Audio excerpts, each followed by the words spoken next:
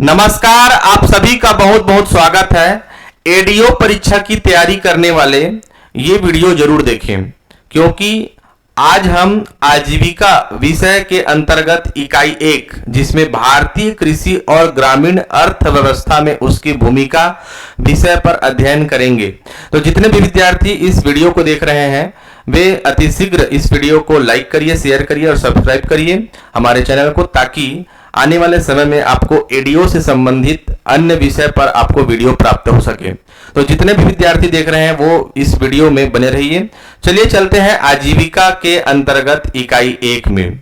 इकाई 1 में आप देखेंगे, इकाई 1 में आपका टॉपिक है, आज हमारा क्लास 1 है, यानी कि लेक्चर 1 है। और जितने भी विद्यार्थी शुरुआत करना चाहते हैं, तैयारी करना चाहते हैं, उनके लिए कहना चाहूंगा कि इसमें वैसे तो आपका आजीविका, ग्रामीण विकास की योजनाएं हैं, पंचायती राज है, सामान्य हिंदी है और भी छत्तीसगढ़ सामान्य अध्ययन है और सामान्य ज्ञान है।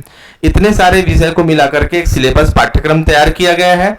तो जितने भी विद्यार्थी ये दुविधा में है कि कहाँ से तैयारी करें, कैसे करें, उनके लिए ये वीडियो अत्यंत महत्वपूर्ण साबित होगा, क्योंकि हम लोग आज शुरुआत कर रहे हैं इस पूरे जो हमारा जो नोटिफिकेशन है एडीओ का, उसकी अंतर्गत तैयारी आप सबसे पहले आजीविका की करिए। आजीविका के अंतर्गत आज हमारा क्लास 1 है, यानी कि लेक्चर 1 है, और पहले ही लेक्चर में, पहले ही क्लास में आप ये वीडियो प्राप्त कर रहे हैं। तो जितने भी विद्यार्थी और तैयारी करना चाहते हैं उनके पास ये वीडियो जरूर शेयर करिए। तो चलिए चलते हैं इकाई 1 में। आजीविका विषय पर अध्ययन कर रहे हैं, एडीओ की तैयारी करने वाले विद्यार्थियों के लिए ही महत्वपूर्ण है। तो एडीओ की तैयारी करने वाले विद्यार्थियों के लिए जो आजीविका है, उस आजीविका विषय के अंतर्गत इकाई 1 हम लोग देख रहे हैं। इकाई 1 में है आपका भारतीय कृषि और ग्रामीण अर्थव्यवस्था में उसकी भूमिका। और जो इकाई 1 है इसके अंतर्गत हो सकता है कि आपका पार्ट 1, पार्ट 2, पार्ट 3 इस प्रकार से वीडियो आपको मिले, क्योंकि इकाई 1 अपने आप में एक बहुत बड़ा पाठ्यक्रम है, बहुत बड़ा आपका इसके अंतर्गत विषय वस्तु है। तो एक ही वीडियो में इकाई 1 को कर पाना थोड़ा सा लंबा वीडियो बन जाएगा, इसलिए हम चाहते हैं कि जितने भी विद्यार्थी तैयारी कर रहे हैं उसको एक छोटे छोटे टर्म्स में आपको एक वीडियो प्रोवाइड करें। तो इकाई 1 के अंतर्गत हम बहुत सारे वीडियो ला सकते हैं, लेकिन आज का यह वीडियो पार्ट 1 के रूप में आप देखेंगे, भारतीय कृषि और ग्रामीण अर्थव्यवस्था में उसकी भूमिका। चलिए चलते हैं, शुरुआत करते हैं कृषि से संबंधित महत्वपूर्ण तथ्य। कृषि से संबंधित महत्वपूर्ण तथ्य के अंतर्गत हम लोग देखेंगे, सबसे पहले देखेंगे कृषि भारत का सबसे बड़ा असंगठित क्षेत्र है। ये असंगठित क्षेत्र वाला शब्द जो इस्तेमाल हो रहा है उसको देखेंगे। कृषि भारत का सबसे बड़ा असंगठित क्षेत्र है। परीक्षा का यह पैटर्न रहता है कि एक कूट में भी दे दिया जाता है, कृषि भारत का सबसे बड़ा असंगठित क्षेत्र है, संगठित क्षेत्र है, ऐसा टाइप सबको पूछेगा तो आप बिल्कुल इसको सही मानेंगे कि कृषि भारत का सबसे बड़ा संगठित क्षेत्र नहीं, असंगठित क्षेत्र है।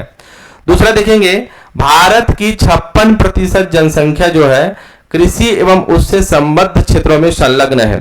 अर्थात भारत की 56% जनसंख्या ऐसी है जो कि कृषि एवं उससे संबंधित क्षेत्रों में लगी हुई है, कार्य में करने में लगी हुई है। तीसरा देखते हैं, कृषि भारत की आत्मा है। ये किसने कहा है? आपका महात्मा गांधी ने।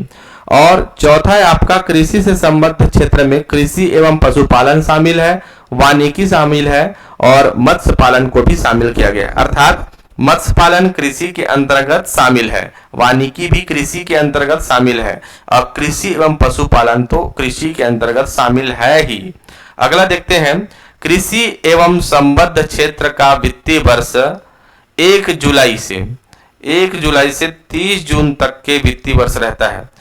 बैंकिंग वाला वित्तीय वर्ष अलग रहता है, फाइनेंशियल ईयर अलग रहता है, लेकिन कृषि एवं संबद्ध क्षेत्र का वित्तीय वर्ष आपका 1 जुलाई से 30 जून, इस अवधि को आप याद रखेंगे। छठवां देखते हैं, कृषि को उद्योग का दर्जा देने वाला पहला राज्य आपका महाराष्ट्र है, महाराष्ट्र, याद रखेंगे आप।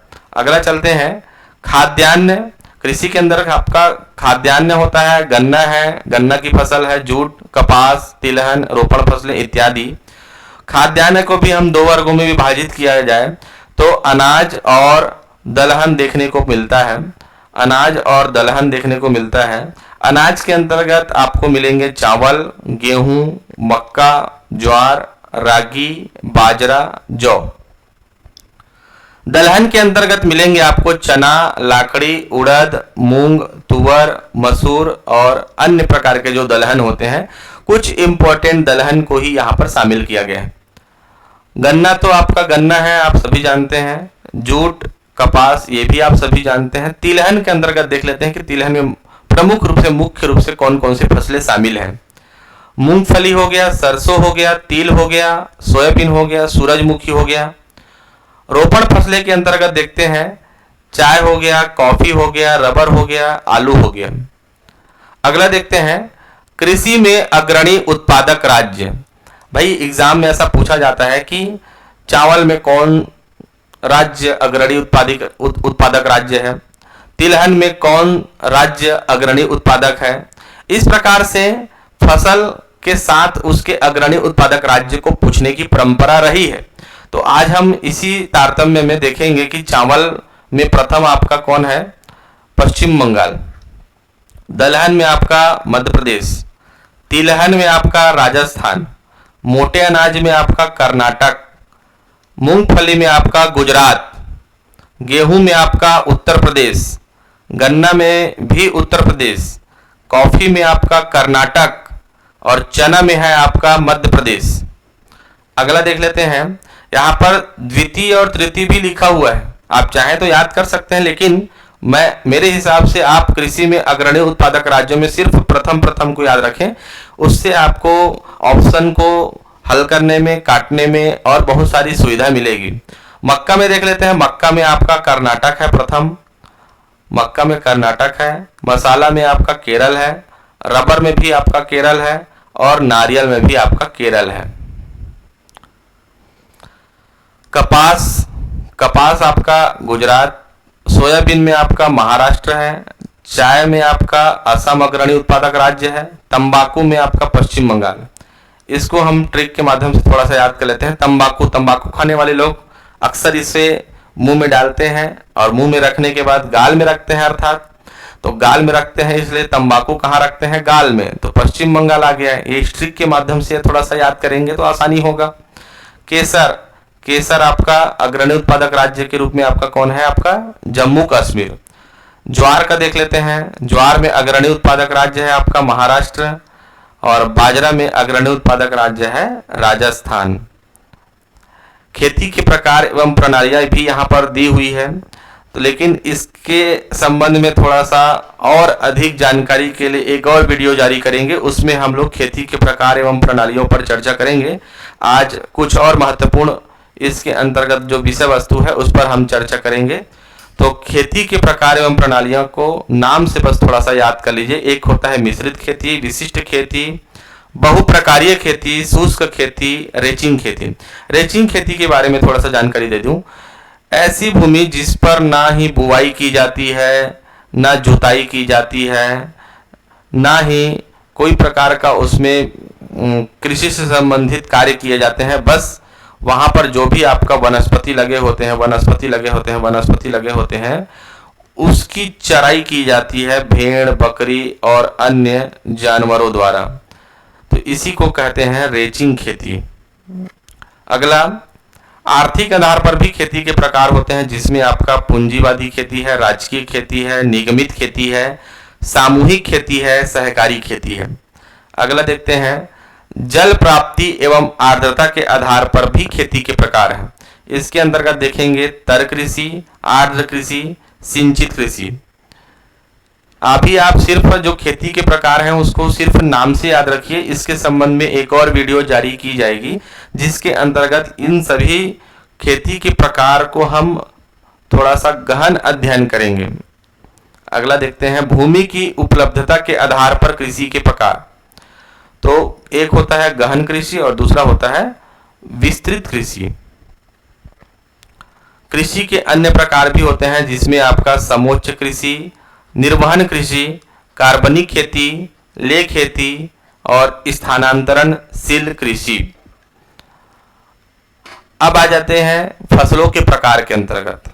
अभी तक हम लोग देख रहे थे खेती के प्रकार, लेकिन अब खेती के प्रकार के अंतर्गत हम लोग और देखेंगे फसलों के प्रकार, और ये फसलों के प्रकार वास्तव में बहुत ही महत्वपूर्ण है। आप सभी खरीफ फसल और रबी फसल, जायद फसल नाम से परिचित हैं, फिर भी यहाँ पर कौन कौन से खरीफ फसल हैं, कौन कौन से रबी फसल हैं, कौन कौन से जायद फसल हैं, और एक और होता है वाणिज्यिक फसल। तो वाणिज्यिक फसल कौन कौन से हैं, ये सभी हम आज यहाँ पर देखेंगे। तो खरीफ फसल में सबसे पहले चलते हैं। खरीफ फसल जो है इसके अंतर्गत आपका चावल आ गया, मक्का, ज्वार, बाजरा, कपास, जूट और मूंगफली। ऐसा नहीं है कि सिर्फ अनाज है, दलहन, अनाज, दलहन, तिलहन सभी प्रकार के फसल को मिला जुला करके यहाँ पर खरीफ फसल है। तो कौन सी फसल खरीफ फसल है, ऐसा पूछा जाता है। तो आप याद रखेंगे चावल है, मक्का है, ज्वार है, बाजरा है, कपास है, जूट है, मूंगफली है।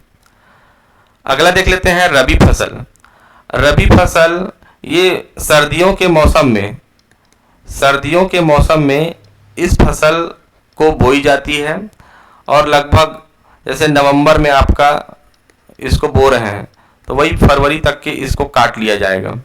तो गेहूं हो गया, जौ हो गया, सरसों हो गया, तिल हो गया, मटर हो गया, धनिया हो गया, प्याज हो गया, इत्यादि प्रकार के फसल आपका रबी फसल के अंतर्गत आएंगे। अगला देख लेते हैं जायद फसल। जायद फसल आपका मार्च से जून की अवधि में होता है। जैसे ही आपका रबी फसल आपका काटी जाती है, उसके बाद आप जायद फसल लगा देते हैं। जायद फसल किसान भाई लोग आपका मार्च में लगभग फरवरी के अंतिम और मार्च के फर्स्ट वीक तक के आपका जायद फसल लगा देते हैं, और वही लगना प्रारंभ होता है। उसके बाद फिर फसल उगना चालू हो जाता है और फसल काट लिया जाता है जून के आखिरी तक के। तो इसमें तरबूज है, आप देखे होंगे कि गर्मी के मौसम में तरबूज, खरबूज भारी मात्रा में यहाँ पर हम सभी को प्राप्त होता है। ककड़ी है, सब्जी में कद्दू हो गया, करेला हो गया, और दाल में आपका मूंग दाल हो गया। चौथा देखेंगे वाणिज्यिक फसल। वाणिज्यिक फसल के अंतर्गत है आपका कपास, और पांचवा बगानी फसल है। बगानी फसल के अंतर्गत आपका है चाय। अगला देख लेते हैं, एक नया यहाँ पर शब्द लिखा हुआ है कृषि साख। तो कृषि साख कहने का मतलब क्या है? एग्रीकल्चर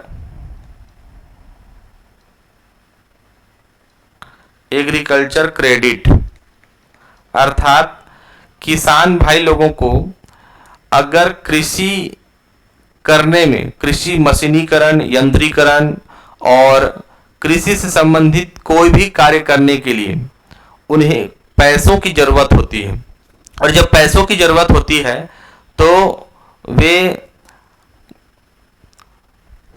चाहे सरकार के माध्यम से हो, चाहे सहकारी संस्था के माध्यम से हो, या बैंकों के माध्यम से हो, वे लेते हैं ऋण, जिसे लोन कहा जाता है। और इसी ऋण को, लोन को हम लोग कृषि साख कहेंगे। कृषि के पर्पस से लिया जाने वाला ऋण कृषि साख कहलाता है। तो ये तीन प्रकार से इसको विभाजित किया गया है। एक है आपका अल्पकालीन ऋण, दूसरा आपका मध्यकालीन ऋण, और तीसरा है आपका दीर्घकालीन ऋण। अल्पकालीन ऋण जो है, अगर कोई किसान भाई 15 माह से भी कम समय के लिए ऋण लेता है तो उसे अल्पकालीन ऋण माना जाएगा। यदि कोई किसान भाई 15 माह से 5 वर्ष के लिए ऋण लेता है तो उसे मध्यकालीन ऋण कहा जाएगा। यदि कोई किसान भाई 5 वर्ष से अधिक समय के लिए ऋण प्राप्त करता है तो उसे दीर्घकालीन ऋण कहेंगे। क्लियर है? अब अगला चलते हैं, विभिन्न प्रकार की कृषि पद्धतियां।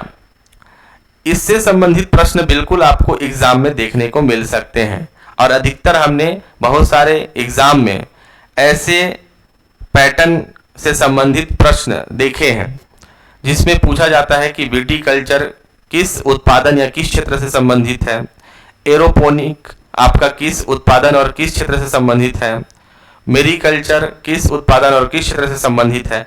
तो इस प्रकार से जो कल्चर है, जो कृषि पद्धतियां हैं उससे संबंधित प्रश्न आपको बिल्कुल देखने को मिल सकते हैं। तो सबसे पहले तो हम नाम ही जान लेते हैं कि क्या क्या कृषि पद्धतियों में नाम है। Viticulture, pisciculture, horticulture, arboriculture, silviculture, mariculture, मोरीकल्चर। यहाँ पर ध्यान रखेंगे ये मेरी है और ये मोरी है। Horticulture, aeroponic, olericulture, hydroponics, apiculture, floriculture, pomiculture, vermiculture और सेरीकल्चर।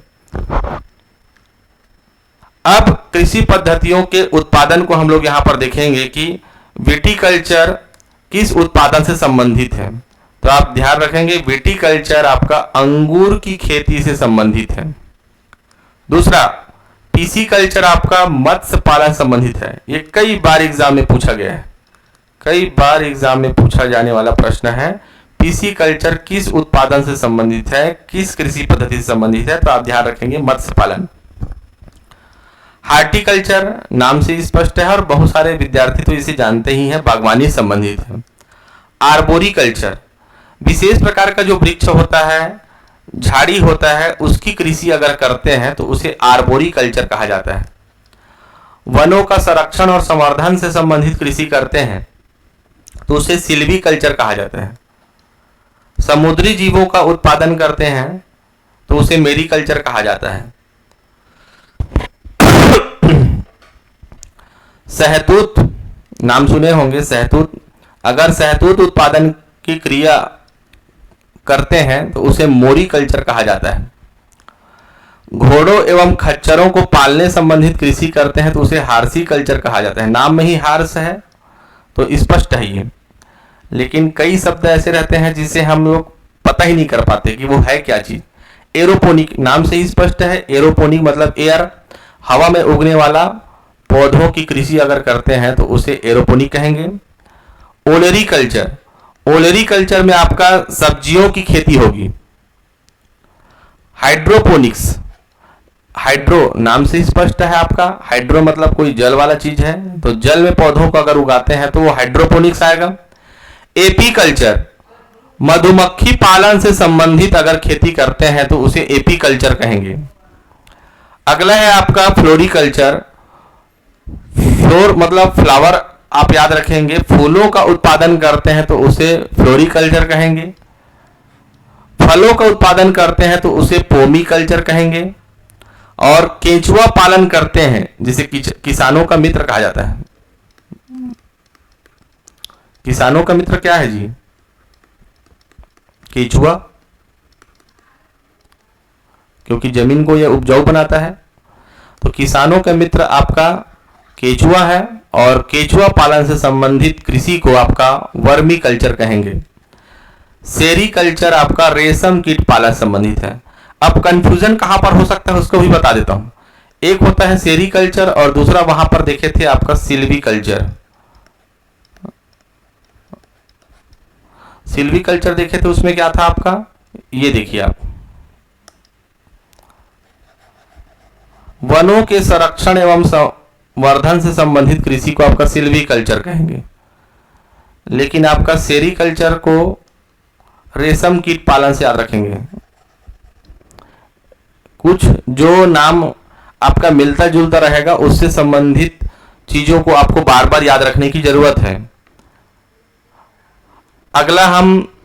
अगले वीडियो में हम भारत में कृषि क्रांति को देखेंगे और वहां से फिर एक नए विषय वस्तु पर हम चर्चा करेंगे। तो फिलहाल आज के वीडियो में इतना ही। तो खूब पढ़ाई करिए, मन लगाकर पढ़ाई करिए और अच्छे से एडीओ परीक्षा के लिए आप तैयार होइए। तो मिलते हैं एक नए वीडियो के साथ जिसमें हम आजीविका विषय पर ही इकाई 1 के अंतर्गत ही पार्ट 2 के अंतर्गत हम कृषि क्रांति और उसके अन्य विषय वस्तु पर चर्चा करेंगे। तो मिलते हैं एक नए वीडियो के साथ, तब तक के लिए बहुत बहुत धन्यवाद।